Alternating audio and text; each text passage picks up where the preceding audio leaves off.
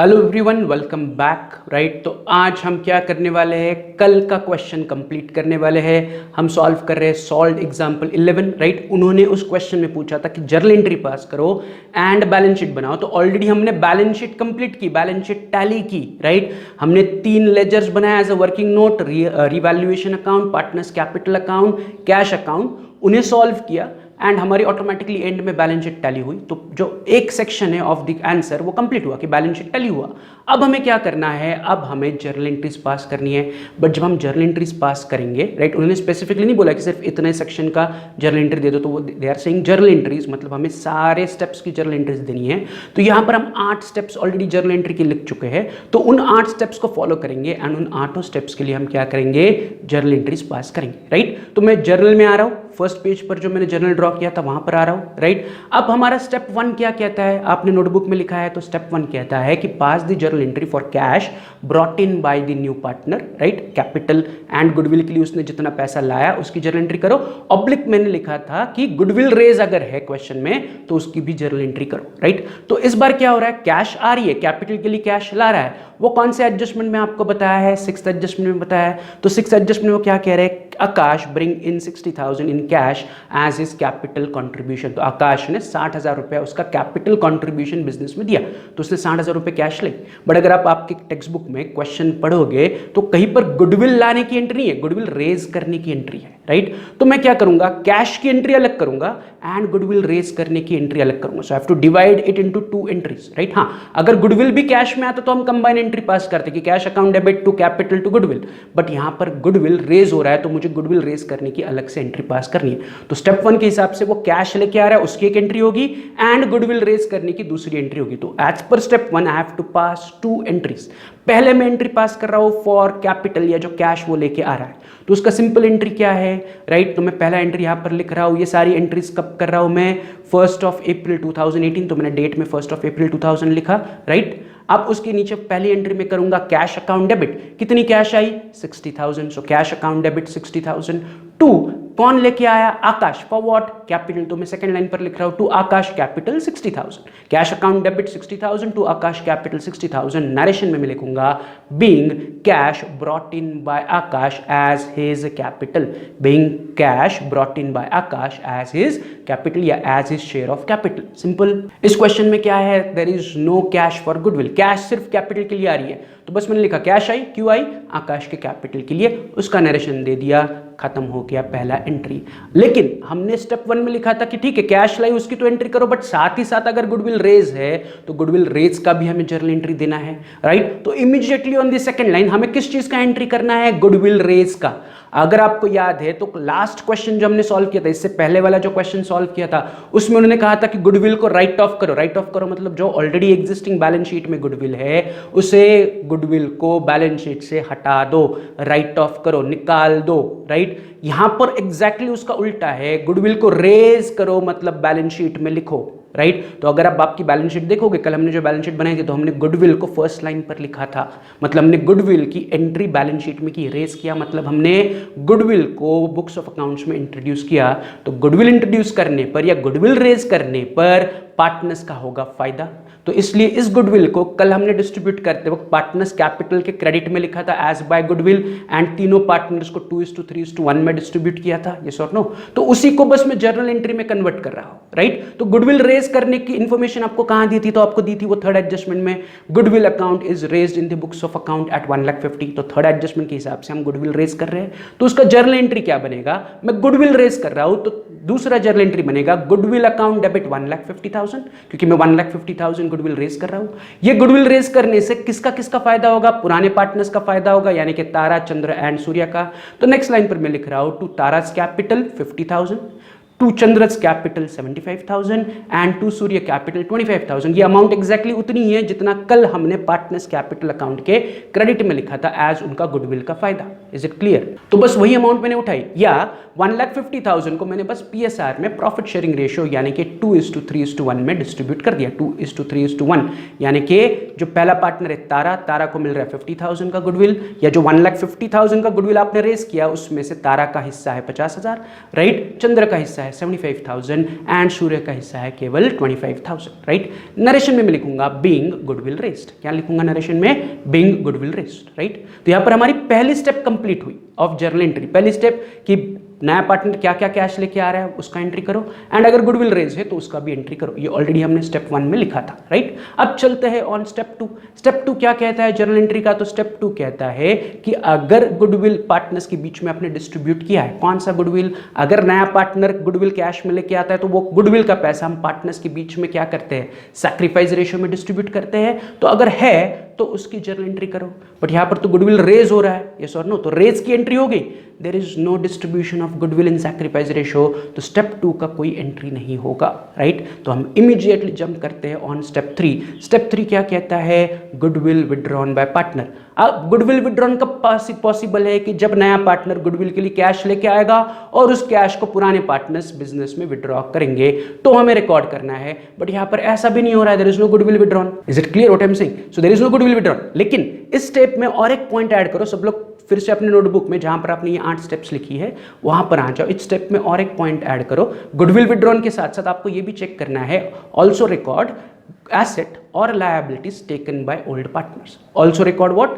Journal entry for asset और liability taken by old partner. Last time मैंने नहीं बोला था बट इस बार उसे ऐड करो कि आपको स्टेप नंबर 3 में गुडविल विड्रॉन के साथ साथ, अगर गुडविल विड्रॉन है तो उसकी भी एंट्री करो, एंड अगर कोई पार्टनर बिजनेस से एसेट या फिर लायबिलिटी ले रहा है, राइट, वो एसेट्स के जैसे लायबिलिटी भी ले सकते हैं, तो अगर एसेट या लायबिलिटी ले रहा है कोई पुराना पार्टनर, तो you have to record it या you have to consider it as our step number 3, right. तो स्टेप 3, स्टेप 1 क्या था, नए पार्टनर ने क्या क्या लाया उसका एंट्री, प्लस अगर उसके साथ साथ गुडविल रेज है तो उसका एंट्री। स्टेप नंबर 2 क्या था कि अगर नए पार्टनर ने गुडविल कैश में लाया तो पार्टनर्स के बीच में उसे डिस्ट्रीब्यूट करने का एंट्री, सैक्रिफाइस रेशियो में डिस्ट्रीब्यूट करने का एंट्री। स्टेप 3 क्या था जो मैंने लिखा था कि गुडविल विड्रॉन बाय पार्टनर है तो उसका एंट्री। बट उसके साथ साथ हम एक नया पार्ट उसमें ऐड कर रहे हैं तीसरे स्टेप में, एसेट टेकन, एसेट या liability taken by old partner है तो उसे तीसरे स्टेप पे कंसीडर करो। तो आज के क्वेश्चन में है क्या एसेट टेकन बाय पार्टनर या लायबिलिटी टेकन बाय पार्टनर, तो आंसर इज यस। हमें एडजस्टमेंट नंबर 1 में बताया गया है, क्या कहा है, the motor car is taken over by Chandra at a value of 75,000। तो यहां पर एसेट टेकन बाय पार्टनर है तो हमें थर्ड स्टेप में गुडविल विड्रॉन के साथ साथ एसेट या लायबिलिटी टेकन की भी एंट्री करनी है। तो गुडविल विड्रॉन तो नहीं है but asset taken over by partner है, तो मैं तीसरी एंट्री करूंगा for asset taken over by partner. इसका सिंपल एंट्री है, कौन ले रहा है, चंद्र ले रहा है, तो मैं लिखूंगा Chandra capital account debit, debit the receiver, जो ले रहा है उससे debit. So Chandra capital account debit, कितने में ले रहा है वो मोटर कार, 75,000, तो चंद्र कैपिटल अकाउंट डेबिट 75,000। क्या ले रहा है, मोटर कार ले रहा है, तो credit what goes out, motor car जा रहा है, तो मैं नेक्स्ट लाइन पर लिखूंगा to motor car account 75,000, right. Chandra capital account debit, debit the receiver, to motor car account 75,000। This is my journal entry for asset taken over by partner. Motor car हमारी asset है, वो partner ले रहा है, तो जो पार्टनर ले रहा है वो debit, partners capital account debit, क्यों, क्योंकि डेबिट द रिसीवर, तो Chandra capital account debit 75,000, to motor car account 75,000। नीचे में नरेशन लिखूंगा being asset taken over by partner. क्या नरेशन लिखूंगा, being asset taken over by partner, या मैं सिंपली लिखूंगा being motor car taken over by Chandra, being motor car taken over by Chandra, Chandra ने motor car ले लिया, राइट। कितने में लिया, तो उन्होंने एडजस्टमेंट में कहा है 75,000 में, तो 75,000 मैंने अमाउंट में लिख लिया। तो यहाँ पर हमारे 3 स्टेप्स हुई जर्नल एंट्री की। पहले स्टेप्स के हिसाब से कैश लाई कैपिटल के लिए, उसकी जर्नल एंट्री ली, उसके साथ साथ गुडविल रेस की एंट्री दी, राइट, एंड तीसरी स्टेप के हिसाब से हमने asset taken over by partner की जर्नल एंट्री दे दी, राइट। तो चलते हैं चौथी स्टेप, राइट, जर्नल एंट्री की चौथी स्टेप। तो जर्नल एंट्री की चौथी स्टेप क्या कहता है, अगर बैलेंस शीट में जनरल रिजर्व, रिजर्व फंड या P&L अकाउंट है तो उन्हें पार्टनर के बीच में डिस्ट्रीब्यूट करने की आपको जर्नल एंट्री देनी है। तो कल हमने चेक किया था, ना लायबिलिटी में जनरल रिजर्व है, ना रिजर्व फंड है, ना P&L अकाउंट है, ना ही एसेट्स में there is profit and loss account, मतलब there is no general reserve, no reserve fund and no profit and loss account, मतलब इसकी डिस्ट्रीब्यूट करने की कोई भी जर्नल एंट्री नहीं बनेगी, एज सिंपल एज दैट। तो यहाँ पर स्टेप 4 के हिसाब से भी कोई जर्नल एंट्री नहीं बनेगी। तो हम चलते हैं ऑन स्टेप नंबर 5। तो स्टेप 5 क्या कहता है? स्टेप 5 कहता है रिवैल्यूएशन अकाउंट के डेबिट में जितने आइटम्स है उनका एक कंबाइंड जर्नल एंट्री दे दो। तो मैं रिवैल्यूएशन अकाउंट को देख रहा हूं, तो रिवैल्यूएशन अकाउंट के डेबिट में there is only one item that is outstanding expenses. तो मुझे इसके लिए जर्नल एंट्री देनी पड़ेगी। ये आउटस्टैंडिंग एक्सपेंसेस कहां पर है? रिवैल्यूएशन अकाउंट के डेबिट में है, मतलब nothing but revaluation account is debit. तो मेरी जर्नल एंट्री नंबर 4 बनेगी revaluation account debit to outstanding expenses, as simple as that. Revaluation account debit to outstanding expenses 9000 revaluation account के डेबिट में to outstanding expenses, तो वही मेरी simple journal entry बनी, revaluation account debit to outstanding expenses 9000। Narration में हम क्या लिखेंगे? Being unrecorded expenses now recorded. Unrecorded खर्चे थे, हमने रिकॉर्ड किए, या being expenses due not recorded earlier recorded now, right, या being entry for outstanding expenses. Narration का कोई स्पेसिफिकेशन नहीं है, आप आपके मन से जो उस ट्रांजैक्शन से रिलेटेड नरेशन है आप लिख सकते हो। So there is no specification कि ऐसा ही नरेशन होना चाहिए। Is it clear? राइट। तो ये हमारी स्टेप नंबर 5 के हिसाब से हुई कि रिवैल्यूएशन के डेबिट में जितने आइटम थे प्रॉफिट को छोड़ के उनका मैंने जर्नल एंट्री दे दिया। अब उसके आगे वाला स्टेप इज एग्जैक्टली उल्टा कि रिवैल्यूएशन के क्रेडिट में जितनी एंट्रीज है, तो अगर आप रिवैल्यूएशन के क्रेडिट में देखोगे तो there are 3 entries, by motor car 15,000, by furniture 24,000 and by debtors 33,000। तो इन तीनों का मैं एक कंबाइंड जर्नल एंट्री करूंगा, जो जर्नल एंट्री इस प्रकार दिखेगा। अब ये रिवैल्यूएशन अकाउंट के क्रेडिट में तीनों आइटम, मतलब रिवैल्यूएशन अकाउंट क्रेडिट होगा एंड ये तीनों आइटम्स डेबिट होंगे इन माय जर्नल एंट्री। तो my journal entry will look like motor car account debit 15,000, furniture account debit 24,000, debtors account debit 33,000। तो इन तीनों को मैंने डेबिट किया। क्रेडिट किसे करूंगा? तो ये कौन से अकाउंट के क्रेडिट में है? रिवैल्यूएशन अकाउंट के क्रेडिट में। तो I will write it as to revaluation account. इन तीनों का टोटल दैट इज 72,000, राइट। तो मेरी entry for the credit items became कि जो आइटम क्रेडिट में उनको मैंने डेबिट किया, यानी कि motor car account debit, furniture account debit, debtors account debit and इन तीनों का टोटल मिलके to revaluation account 72,000। Is it clear? अब इसका नरेशन में क्या लिखूंगा? Being motor car and furniture appreciated and debtors recorded. हमने डेटर्स को रिकॉर्ड किया, डेटर्स वर अनरिकॉर्डेड, तो उसे मैंने रिकॉर्ड किया। तो मैंने नरेशन में क्या लिखा? Being motor car and furniture को हमने अप्रिसिएट किया है, बढ़ाया है, and debtors were recorded, right. तो ये मेरा नरेशन भी हुआ एंड जर्नल एंट्री भी कंप्लीट हुई। तो यहाँ पर हमारी कितनी स्टेप्स कंप्लीट हुई? 6 स्टेप्स कंप्लीट हुई, यस और नो।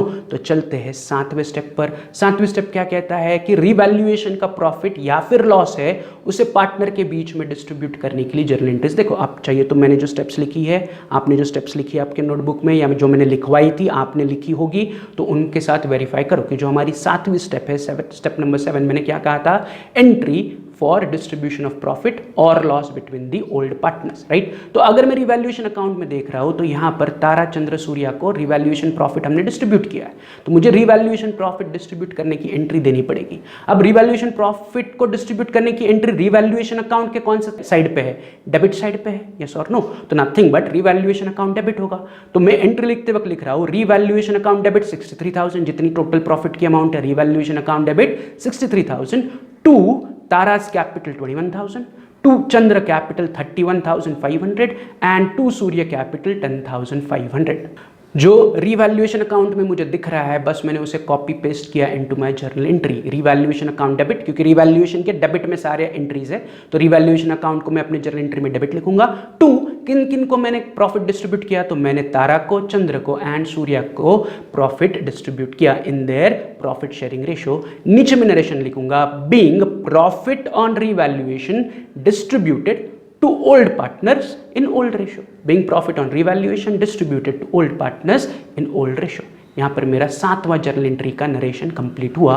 एंड अब हमारा 8वां स्टेप क्या है? हमारा 8वां स्टेप कहता है कि if there is adjustment of capital, right, in new profit sharing ratio, तो उस एडजस्टमेंट के लिए आपको जर्नल एंट्री देना है। अगर आपको लोन में एडजस्ट कर रहे हो या करंट अकाउंट में एडजस्ट कर रहे हो या कैश या बैंक में एडजस्ट कर रहे हो, तो उसके लिए आपको एडजस्टमेंट की एंट्री करनी है। But there is no such adjustment given in this question, मतलब देयर इज नो स्टेप 8 या स्टेप 8 के लिए कोई जर्नल एंट्री नहीं होगी। Is it clear what I am saying? तो यहां पर हमारे सारे स्टेप्स हमने कंसिडर कर लिए, ये सारी हमारी जर्नल एंट्रीज बनी, बस खत्म हो गया, इसके आगे कुछ नहीं होगा। आपको बस इतना ही करना है कि इस जर्नल का टोटल करके इसे फिनिश करना है। Nothing else. तो वो आपको होमवर्क के लिए करना है, आज का होमवर्क जर्नल का टोटल करो, राइट। तो यहाँ पर हमारा क्या हुआ, सॉल्व एग्जाम्पल 11 कंप्लीट हुआ। फटाफट चलते हैं हम नेक्स्ट क्वेश्चन पर, जो कि है प्रैक्टिकल क्वेश्चन नंबर 2 या अनसॉल्व क्वेश्चन नंबर 2। तो वो क्या कह रहे हैं अनसॉल्व क्वेश्चन 2 में, Amlendu and Samir share profits and losses in the ratio of 3:2 respectively. Their balance sheet as on 31st March 2017 was as follows. तो अमलेंदु एंड समीर दो पार्टनर्स है, राइट, और उनका प्रॉफिट शेयरिंग रेशियो या पुराना रेशियो इज 3:2 एंड उनकी balance sheet में liabilities में क्रेडिटर्स अमलेंदु का कैपिटल, समीर का कैपिटल, जनरल रिजर्व, एसेट्स में है cash at bank, sundry debtor, land and building, stock, plant and machinery, furniture and fixtures, right. नीचे क्या कह रहे हैं, on 1 April 2017 they admitted Paresh into partnership. So Paresh is the new partner, right, on the following terms. He shall pay, he मतलब कौन, नया partner shall pay 16,000 as his share of goodwill, 50% amount of goodwill shall be withdrawn by the old partner. तो नया partner goodwill के लिए cash लेके आ रहा है, so there is no goodwill raise. नया पार्टनर कितना 16,000 रुपया गुडविल लेके आ रहा है और उस 16,000 का आधा यानी कि 8,000 रुपए पुराने पार्टनर्स ने विड्रॉ कर लिए, राइट। दूसरा, he shall have to bring ₹20,000 as capital, मतलब वो गुडविल के लिए भी पैसा लेके आ रहा है, कैपिटल के लिए भी पैसा लेके आ रहा है, यस और नो। तो ये जब हम जर्नल एंट्री अगर पूछेंगे तो हमें ये पहली जर्नल एंट्री में कंसिडर करना है। तीसरा, for the purpose of Paresh admission it was agreed that the asset should be valued as follows, right। तो परेश के आने पर उन्होंने क्या किया, लैंड एंड बिल्डिंग को रीवैल्यू किया 60,000। तो पुराने बैलेंस शीट में लैंड एंड बिल्डिंग 50,000 है, वो कर रहे 60 यानी कि अप्रिसिएट कर रहे 10,000 से, तो अप्रिसिएशन का एंट्री करना पड़ेगा, यस और नो। फिर क्या है, plant and machinery to be valued at 16,000, तो प्लांट एंड मशीनरी 20 है, उसे 16 करो मतलब 4,000 से डिप्रिसिएट करो। उसके बाद stock valued at 20,000 and furniture and fixtures at 4,000। तो स्टॉक कितना था पुराना 16,000, उसे 20,000 करो यानी कि अप्रिसिएट करो। फर्नीचर एंड फिक्चर्स पुराने थे 8,000, उसे 4,000 पे लेके आओ मतलब उसे डेप्रिसिएट करो। And a provision of 5% on debtors should be made for doubtful debts, right. तो सिंपल क्वेश्चन दिख रहा है, बट हमें करना क्या है, तो लास्ट लाइन पे कह रहे पास journal entries in the books of a new firm, मतलब सिर्फ जर्नल एंट्री देना है। Have they asked you for the balance sheet of new firm, नहीं, मतलब हमें सिर्फ और सिर्फ जर्नल एंट्रीज देके इस सम को सॉल्व करना है, राइट। बट जर्नल एंट्रीज को कंप्लीट करने के लिए मुझे वर्किंग नोट में रिवैल्यूएशन अकाउंट बनाना जरूरी है। सिर्फ जर्नल एंट्री देनी है तो रिवैल्यूएशन अकाउंट की जरूरी है, बाकी किसी भी अकाउंट की जरूरत नहीं है, क्योंकि हम फिर स्टेप्स फॉलो करके हमारी जर्नल एंट्रीज सक्सेसफुली दे सकते हैं। बट अगर आप देखोगे स्टेप नंबर 5, 6 एंड 7 में मुझे रिवैल्यूएशन के डेबिट एंड क्रेडिट के आइटम एंड रिवैल्यूएशन का प्रॉफिट चाहिए, ये सर ना हमारी जर्नल एंट्री की स्टेप नंबर 4, 5 एंड 6 देखो, उसमें हम क्या कह रहे हैं, स्टेप नंबर 5 में हम कह रहे हैं कि रिवैल्यूएशन के डेबिट वाले आइटम्स को रिकॉर्ड करो, फिर रिवैल्यूएशन के क्रेडिट वाले आइटम्स की जर्नल एंट्री दे दो, एंड फिर रिवैल्यूएशन के प्रॉफिट एंड लॉस की जर्नल एंट्री दे दो। तो I need revaluation account for my journal entries. तो वर्किंग नोट में मैं क्या करूंगा, रिवैल्यूएशन अकाउंट बनाऊंगा।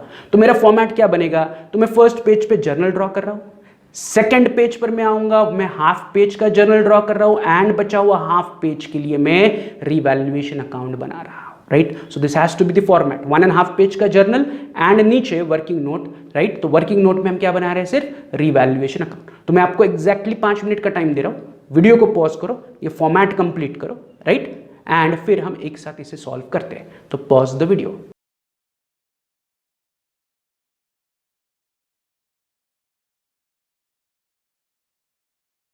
चलो, तो सबने अपना अपना फॉर्मेट रेडी किया, 1.5 पेज का जर्नल एंड आधे पेज का या एक 10 लाइन का working note as a revaluation account. अब आगे बढ़ने से पहले कल वाले क्वेश्चन का एंड आज वाले क्वेश्चन का बेसिक डिफरेंस समझो। कल वाले क्वेश्चन में उन्होंने journal entry and balance sheet पूछी थी। क्या पूछा था कल वाले क्वेश्चन में, राइट, जो सॉल्व एग्जाम्पल 11 था, उन्होंने पूछा था कि जर्नल एंट्री भी बनाओ एंड बैलेंस शीट भी बनाओ। तो टू प्रिपेयर बैलेंस शीट या टू टैली बैलेंस शीट मुझे revaluation account, partners capital account and cash की जरूरत पड़ेगी, राइट। बट आज के क्वेश्चन में they have asked you to prepare या टू पास ओनली जर्नल या जर्नल एंट्रीज सिर्फ पास करनी हमें। तो जर्नल एंट्रीज को सक्सेसफुली देने के लिए मुझे कैपिटल अकाउंट, कैश अकाउंट की जरूरत नहीं है, I just need revaluation account. इसलिए वर्किंग नोट में मैंने रिवैल्यूएशन अकाउंट बनाया, राइट। पहला पूरा पेज जर्नल, दूसरा half page journal and revaluation account. I don't need partner capital account, I don't need cash account to successfully give my journal entry. तो अगर मुझे जर्नल एंट्रीज को सक्सेसफुली देना है तो आई जस्ट नीड रिवैल्यूएशन अकाउंट, और कोई नहीं चाहिए और कुछ अकाउंट की जरूरत नहीं है। बट बैलेंस शीट पूछी होती तो फिर मैं सारे सारे अकाउंट्स बनाता as a working note. Is it clear? But balance sheet नहीं पूछिए तो बस रिवैल्यूएशन अकाउंट से काम चल जाएगा। तो अब करना क्या है, अब हम क्या करेंगे, सिर्फ रिवैल्यूएशन अकाउंट बना रहे हैं तो I will only concentrate on those entries और दोज एडजस्टमेंट जिससे फायदा हो रहा है या फिर नुकसान हो रहा है। नॉर्मली हमारा स्टेप 1 क्या है, जब हम लेजर बनाते हैं तो स्टेप 1 इस पुराने पार्टनर्स का कैपिटल रिकॉर्ड करो, बट यहाँ पर कैपिटल अकाउंट नहीं है तो वो स्टेप 1 वैलिड नहीं है इस बार। स्टेप 2 में हम क्या करते हैं, general reserve, reserve fund, P&L account को पुराने पार्टनर्स के बीच में पुराने रेशियो में डिस्ट्रीब्यूट करो, तो उसकी एंट्री भी हम पार्टनर्स कैपिटल के क्रेडिट में करते हैं, but again there is no partners capital तो ये भी वैलिड नहीं है। तीसरा स्टेप क्या करते हैं हम कि पुराने बैलेंस शीट से कैश उठाओ एंड उसे कैश अकाउंट में एज ओपनिंग बैलेंस लिखो, but are we preparing cash account, answer is no. तो ये 3 स्टेप्स का कुछ नहीं करना है। Getting what I am saying, right? तो ये 3 स्टेप्स हो ही नहीं सकते because there is revaluation account. तो चौथी स्टेप क्या कहता है, चौथी स्टेप कहता है रीड दी एडजस्टमेंट, हर एक एडजस्टमेंट को डबल इफेक्ट दो। तो ये हम करेंगे, राइट? बट इन एडजस्टमेंट में से हम बस उन्हीं को हाथ लगाएंगे जिसमें एक्चुअल कुछ फायदा या फिर नुकसान हो रहा है। Is it clear? जैसे कि फर्स्ट एडजस्टमेंट में वो कह रहे हैं कि जो नया पार्टनर है वो 16,000 रुपए एज गुडविल के लिए लाएगा, जिसमें से आधी अमाउंट पुराने पार्टनर्स विड्रॉ करेंगे, right? So in this case goodwill आ रहा है इन विच फॉर्म, कैश, तो इसकी एंट्री कैश अकाउंट में होगी एंड पार्टनर्स कैपिटल के बीच में हम सैक्रिफाइस रेशियो में डिस्ट्रीब्यूट करेंगे, इसका कोई एंट्री रिवैल्यूएशन में नहीं होगा। एंड जो 50% अमाउंट विड्रॉ कर रहे पुराने पार्टनर्स, इसका एंट्री भी कैश एंड पार्टनर्स कैपिटल के बीच में होगा, तो इसका भी रिवैल्यूएशन पे कोई असर नहीं पड़ेगा बिकॉज यहाँ पर कोई फायदा या नुकसान नहीं हो रहा है। फायदा या नुकसान कब होगा, जब आप कोई एसेट बढ़ाओगे या कम करोगे, या कोई लायबिलिटी बढ़ाओगे या कम करोगे, तो फायदा नुकसान होगा। तो हमें अभी बस उन्हीं को कंसिडर करना है जिससे हमें फायदा या नुकसान हो रहा है, बाकी हम किसी को कंसिडर नहीं करेंगे। तो फर्स्ट जो एडजस्टमेंट है उसे हम जर्नल एंट्री देते वक्त कंसिडर करते हैं, क्योंकि जर्नल एंट्री में we have to consider everyone step wise, yes और नो। तो अभी रिवैल्यूएशन अकाउंट बनाते वक्त मैं इसे कंसिडर नहीं करूंगा। Is it clear? मैं पहले रिवैल्यूएशन अकाउंट बनाऊंगा, प्रॉफिट लॉस फाइंड आउट करूंगा और फिर आराम से 1 से 8 स्टेप्स फॉलो करके मैं अपनी जर्नल एंट्रीज दूंगा। दोनों को एक साथ करने जाओगे तो गड़बड़ होने के चांसेस ज्यादा है, इसलिए I am going step by step या 1 by 1। Is it clear? तो एडजस्टमेंट 1 के लिए मुझे क्या करना है, अभी कुछ नहीं करना है, इग्नोर करो।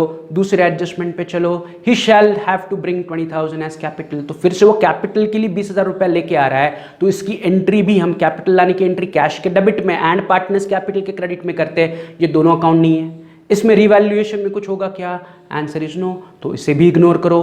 चलो थर्ड एडजस्टमेंट में वो कह रहे हैं for the purpose of Paresh admission it was agreed that the asset would be revalued as follows.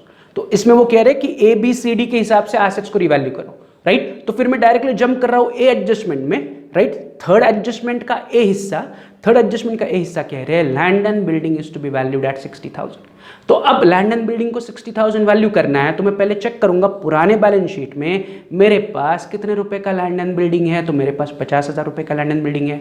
तो पुराना लैंड एंड बिल्डिंग 50,000, उसे रिवैल्यू करना है 60,000, नथिंग बट मुझे लैंड एंड बिल्डिंग को 10,000 से अप्रिसिएट करना है, 50 से 60 पे लेके आना है, 50,000 से 60,000 पे लेके आना है। तो what is the difference 50 and 60 का, 10,000। सो मुझे लैंड एंड बिल्डिंग को 10,000 से अप्रिसिएट करना है। तो अप्रिसिएशन होने पर मैं डायरेक्टली सोच रहा हूँ अभी कि प्रॉफिट है या लॉस है, because I am just preparing revaluation account. तो बस मुझे उतने ही सोचना है कि यहाँ पर फायदा है या नुकसान है। तो अप्रिसिएशन होने पर देयर इज अ फायदा, तो इस फायदे को मैं उठा के डायरेक्टली रिवैल्यूएशन के क्रेडिट में लिखूंगा by land and building 10,000। Is it clear? मैंने प्रॉफिट को कहां रिकॉर्ड किया, रिवैल्यूएशन के क्रेडिट में by land and building 10,000। As simple as that. I am just interested in losses item and profit item, बाकी सब कुछ इग्नोर करो, राइट? कि इसका एसेट में इफेक्ट क्या होगा अभी करने की जरूरत नहीं है क्योंकि हम बैलेंस शीट नहीं बना रहे। तो बस इतना ही सोचो, लैंड एंड बिल्डिंग बढ़ रही है मतलब देयर इज अ प्रॉफिट, और उस प्रॉफिट को उठा के रिवैल्यूएशन अकाउंट के क्रेडिट में लिखो। As simple as that. मतलब हमें एडजस्टमेंट में से केवल प्रॉफिट एंड लॉस की एंट्रीज उठानी है या कैलकुलेट करना है कि प्रॉफिट हो रहा है या लॉस हो रहा है, एंड उन्हीं को उठा के रिवैल्यूएशन के डेबिट या फिर क्रेडिट में रिकॉर्ड करो, right? If there is no profit, there is no loss, ignore करो, अगले एडजस्टमेंट पे चलो। तो यहां पर हमने ए एडजस्टमेंट में लैंड एंड बिल्डिंग का प्रॉफिट कैलकुलेट किया, उसे लिख लिया। फिर बी पार्ट मतलब थर्ड एडजस्टमेंट का बी पार्ट में वो क्या कह रहे हैं, तो वो कह रहे हैं plant and machinery to be valued at 16,000।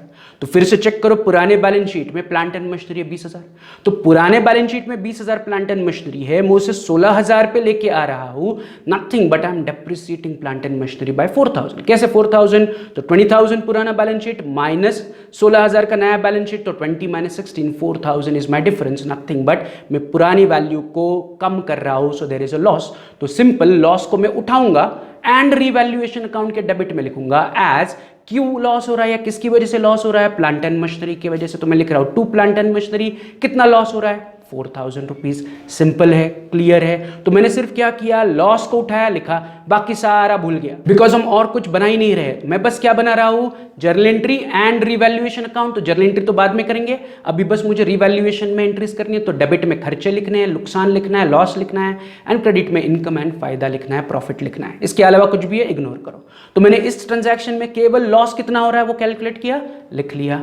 फिर बी के बाद सी में वो क्या कह रहे हैं, stock valued at 20,000 and furniture and fixtures at 4,000। तो एक एक करके सॉल्व करते। तो स्टॉक को 20,000 करना है, तो पुराने बैलेंस शीट में देखो स्टॉक कितना है 16,000, तो पुराना स्टॉक 16,000 है, नई वैल्यू 20,000 है, तो नथिंग बट मुझे स्टॉक को 4,000 से अप्रिसिएट करना है। सो I M appreciating my stock 4,000। 4,000 कैसे, तो नया 20,000 पुराना 16,000 यानी कि 4,000 से स्टॉक बढ़ रहा है। So there is a difference of 4,000 between new value and old value. New value and old value में 4,000 का डिफरेंस है, इंक्रीज हो रहा है 4,000 से। So it is appreciation. Appreciation यानी कि फायदा, फायदे को उठाऊंगा एंड कहां लिखूंगा, रिवैल्यूएशन के क्रेडिट में। रिवैल्यूएशन के क्रेडिट में किसकी वजह से फायदा हो रहा है, स्टॉक की वजह से। तो I will write by stock 4,000 rupees. Stock बढ़ने से 4,000 का फायदा हुआ, राइट। उसी एडजस्टमेंट में आगे कह रहे हैं फिक्सचर्स को 4,000 पे लेके आओ, ठीक है। तो फिर से देखो पुराने बैलेंस शीट में फिक्सचर्स है कितने, 8,000। तो पुराने फिक्सचर्स 8,000, नए फिक्सचर्स 4,000 पे लेके आने हैं। तो 8 को 4 पे लेके आना है, नथिंग बट फिक्सचर्स को 4,000 से डेप्रिसिएट करना है। पुरानी वैल्यू ज्यादा है, नई वैल्यू कम है, मतलब I am reducing it, nothing but मुझे फिक्सचर्स को 4,000 से डेप्रिसिएट करना है। 8,000 माइनस 4,000 इस 4,000 का डिफरेंस है, तो 4,000 इज माय लॉस, क्योंकि फिक्सचर्स इज एसेट, एसेट कम हो रही है तो दैट इज माय लॉस। तो उस लॉस को मैं कहां लिखूंगा, रिवैल्यूएशन के डेबिट में। किसकी वजह से लॉस हो रहा है, फर्नीचर एंड फिक्सचर्स की वजह से। So I am writing to furniture and fixtures 4,000 रुपए का लॉस, राइट। ये भी सिंपल था, मैंने बस लॉस के बारे में सोचा, बाकी बैलेंस शीट में क्या होगा, नए बैलेंस शीट में क्या होगा हम नहीं बना रहे, तो मैं सोच ही नहीं रहा हूं। आई am just concentrating on revaluation के फायदा एंड नुकसान, राइट। एंड लास्ट एडजस्टमेंट यानी कि तीसरे एडजस्टमेंट का डी पार्ट यानी कि लास्ट एडजस्टमेंट वो कह रहे हैं a provision of 5% on debtors would be made for doubtful debts, यानी कि आपको क्या करना है, आरडीडी प्रोवाइड करनी है। तो फिर से देखो डेटर है कितने मेरे पास, तो डेटर्स है मेरे पास 24,000। तो मैं रफली कैलकुलेट कर रहा हूं 24,000 पर 5% आरडीडी यानी कि 1,200 मुझे आरडीडी प्रोवाइड करनी है, यस और नो। तो मेरे डेटर्स 24,000 पुराने बैलेंस शीट के, एडजस्टमेंट में वो कह रहे हैं 5% आरडीडी प्रोवाइड करो, तो 24,000 इंटू 5% आरडीडी इज 1,200। अब आरडीडी की वजह से डेटर बढ़ेंगे या कम होंगे, तो आरडीडी हम डेटर्स से सब्ट्रैक्ट करते हैं, तो debtors will go down, debtors reduce होंगे। डेटर्स रिड्यूस होने पर हमारा फायदा है या नुकसान है, आंसर इज नुकसान है। Debtor is my asset, asset से मैं आरडीडी माइनस कर रहा हूं, या एसेट्स में डेटर है, डेटर से आरडीडी माइनस कर रहा हूं, मतलब डेटर कम होंगे मतलब एसेट कम होंगे, एसेट कम होगा मतलब मेरे लिए लॉस है। तो लॉस को हम कहां रिकॉर्ड करेंगे, अभी बस हमें वही चाहिए ना, लॉस है या प्रॉफिट है, तो लॉस है। तो लॉस को मैं कहां रिकॉर्ड करूंगा, रिवैल्यूएशन के डेबिट में। मैं लिखूंगा टू आरडीडी कितना नुकसान हो रहा है, 1,200। 24,000 के डेटर पर 5% RDD is 1,200, right. So we are done with all the adjustment. अब फटाफट हम क्या करेंगे, रिवैल्यूएशन अकाउंट को क्लोज करेंगे, बट आपको वो करना है एज अ होमवर्क, राइट। तो होमवर्क के लिए रिवैल्यूएशन अकाउंट क्लोज करो, फाइंड प्रॉफिट है या लॉस है, उसे पुराने पार्टनर्स के बीच में उनका पुराना रेशो है 3:2 उसमें डिस्ट्रीब्यूट करो, and then try for the first 2 entries या फर्स्ट 2 जर्नल एंट्रीज। पहले 2 स्टेप्स फॉलो करके पहली 2 जर्नल एंट्रीज का प्रैक्टिस करो या ट्राई करो, राइट। कल आने के बाद हम इसकी जर्नल एंट्री करते हैं, एंड जर्नल एंट्री के बाद फिर हम नए सम पर चलते हैं, राइट। तो आज के लेक्चर में हम यही रुक रहे हैं, हमने रिवैल्यूएशन अकाउंट कंप्लीट किया। This is my working note. मैंने डेबिट में सारे लॉसेस लिखे, क्रेडिट में सारे फायदे लिखे, एंड आपको मैंने कहा कि रिवैल्यूएशन अकाउंट को क्लोज करो, find whether there is profit और लॉस, एंड वो पुराने पार्टनर्स के बीच में डिस्ट्रीब्यूट करो, एंड पहली एंड दूसरी step for journal entry try करो, एंड पहली एंड दूसरी जर्नल एंट्री अगर होगी तो उन्हें ट्राई करो, अगर सारी होगी तो वेरी गुड, ट्राई करो। एटलीस्ट फर्स्ट 2 तो आपसे बननी चाहिए। Is it clear? चलो तो आज के लिए इतना ही, मिलते हैं कल। Have a good day, bye.